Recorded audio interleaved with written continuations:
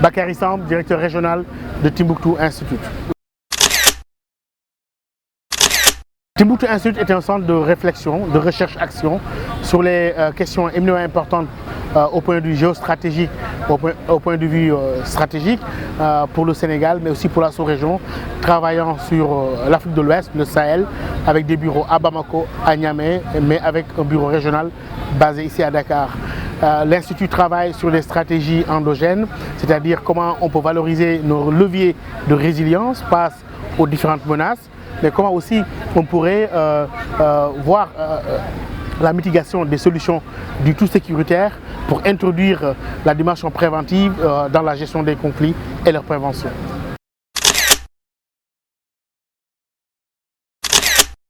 Nous sommes ici à Saint-Louis dans le cadre d'une initiative qu'on a lancée intitulée Résilience aux frontières, que nous avons initiée en partenariat avec la Fondation Konrad Adenauer, mais qui s'inscrit en droite ligne de notre appui aux efforts de l'État du Sénégal dans la sécurisation des frontières, dans la sensibilisation par rapport aux menaces environnantes, mais aussi pour une prise en compte de la dimension préventive dans tout ce travail de sécurisation de notre pays, si l'on sait que le Sénégal est souvent décrit comme étant un îlot de stabilité dans un océan d'instabilité que serait la région ouest africaine et le Sahel.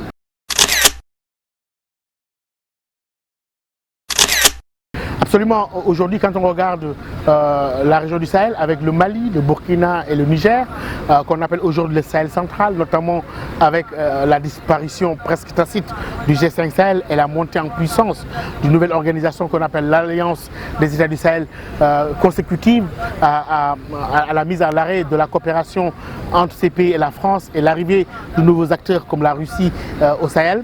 On se rend compte que les mécanismes régionaux et en tout cas l'architecture régionale de sécurité est un peu brouillée.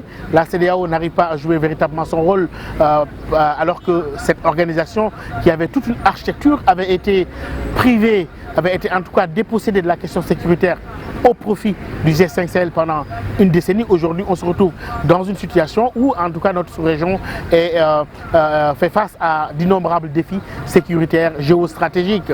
Et je pense qu'en ce moment-là, il est très pertinent de notre part de sensibiliser la jeunesse sur les menaces environnantes, mais aussi de dialoguer avec tous les acteurs et les parties prenantes sur l'importance de la prévention et se rendre compte que la sécurité n'est pas seulement quelque chose qui serait lié au travail des militaires, des forces de sécurité de défense, mais la sécurité est a une dimension sociétale. Il faut une approche holistique pour éviter l'approche du tout militaire qui, à mon avis, n'a pas pu aider à vaincre le terrorisme ni au Mali, ni au Burkina, ni au Niger. Aujourd'hui, donc, le Sénégal s'inscrit dans cette approche mixte avec à la fois la sécurisation des frontières, la construction de nouveaux camps à Goudiri et ailleurs, mais aussi une dimension résilience avec des programmes de désenclavement, mais aussi de renforcement de la capacité des populations frontalières. Le Sénégal a un rôle de leadership à jouer dans la région. Si l'on sait que ce pays-là est marqué par sa stabilité, marqué aussi par une armée professionnelle qui n'a jamais été impliquée dans les coups d'État, contrairement aux pays voisins et à d'autres pays. Mais aussi le Sénégal a été aux avant-postes de la mise en place de toute cette architecture de sécurité régionale. C'est pour cela que sa place dans la CEDEAO s'impose de plus en plus. Vous avez vu récemment le rôle qui a été confié au président du Sénégal pour mener justement cette négociation, en tout cas c'est pour parler, pour faire revenir les pays de l'AES au sein de la CEDEAO. Donc je crois que nous avons un rôle prééminent à jouer, ça s'est remarqué dans toutes les opérations internationales où l'armée sénégalaise a fait montre d'une certaine capacité et que la réputation de notre armée, mais aussi la stabilité de nos institutions et leur solidité font qu'aujourd'hui le Sénégal puisse faire face à ces menaces. Mais il faudrait maintenant impliquer la population, impliquer les populations frontalières. Justement, c'est ce que nous essayons de faire pour dire que la résilience et la construction de la résilience n'est pas seulement un fait étatique, mais doit impliquer toutes les couches de la population, les plus vulnérables, y compris les jeunes, les femmes, pour s'appuyer sur les ressorts endogènes qui ont pu jusqu'ici maintenir notre pays dans la stabilité.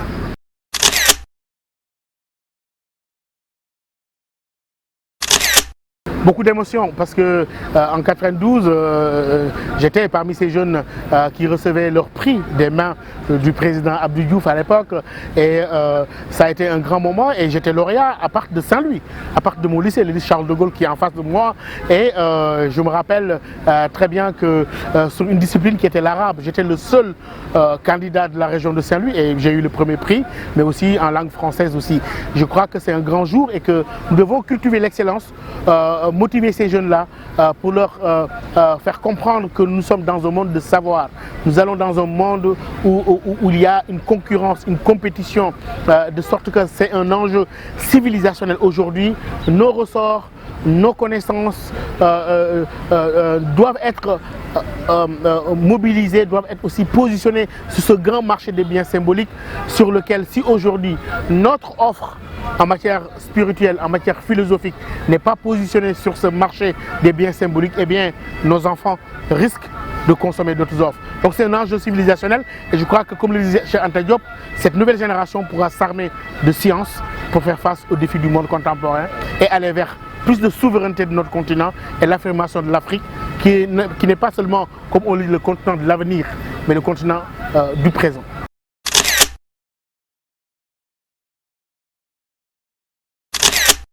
D'abord, il faut comprendre cette génération. On dit les jeunes Sénégalais ne se connectent pas à Internet, ils vivent connectés. Donc, à mon avis, ça fait partie de leur, de leur environnement immédiat. Je pense qu'il fallait plus de travail de prévention. Je salue les mesures qui ont été prises après, a posteriori, par le ministre de l'Enseignement supérieur pour que ces jeunes aient l'opportunité de repasser leur bac. Et je crois qu'il faut les comprendre. Ils sont nés avec ces ordinateurs, ils sont nés avec ces portables. Donc c'est une génération qui réfléchit autrement. Néanmoins, il faudrait plus d'éducation média, plus d'éducation à l'utilisation des technologies. Mais je crois que, à mon avis, il faudrait être beaucoup plus rigoureux la prochaine fois, mais aussi arriver à ce que j'appelle cette éducation de l'usage des nouvelles technologies, des portables, etc. Mais qui ne sont pas seulement des outils à bannir, qui sont des sources fécondes de connaissances. Avant, je me rappelle lorsque Gora et moi, on était à Saint-Louis, pour acquérir des connaissances, on allait au Centre culturel français.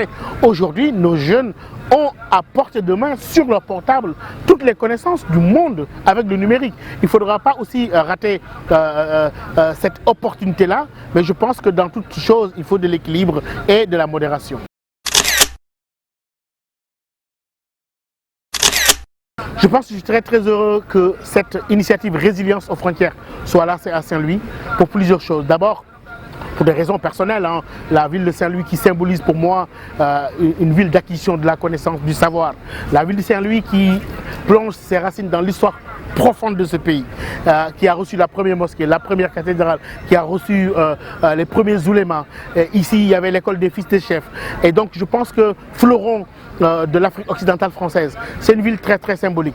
Mais aussi son emplacement en tant que ville frontalière qui aujourd'hui fait face à la Mauritanie, hein, collée à la Mauritanie, avec les enjeux géostratégiques que nous avons aujourd'hui avec l'exploitation gazière dans cette ville. Et je crois que c'est une ville qui mériterait qu'on lui donne encore plus de place dans le patrimoine national, plus de place pour ce que cette ville représente comme étant la porte de la vallée, la ville sur le fleuve, la ville symbolisant l'unicité même de la nation sénégalaise. Et je crois que pour cela, étant au début de ce programme-là, c'était très important pour nous, comme l'a dit aujourd'hui le gouverneur, d'ouvrir cette initiative ici à Saint-Louis avant de nous acheminer vers Matam et Tambacounda.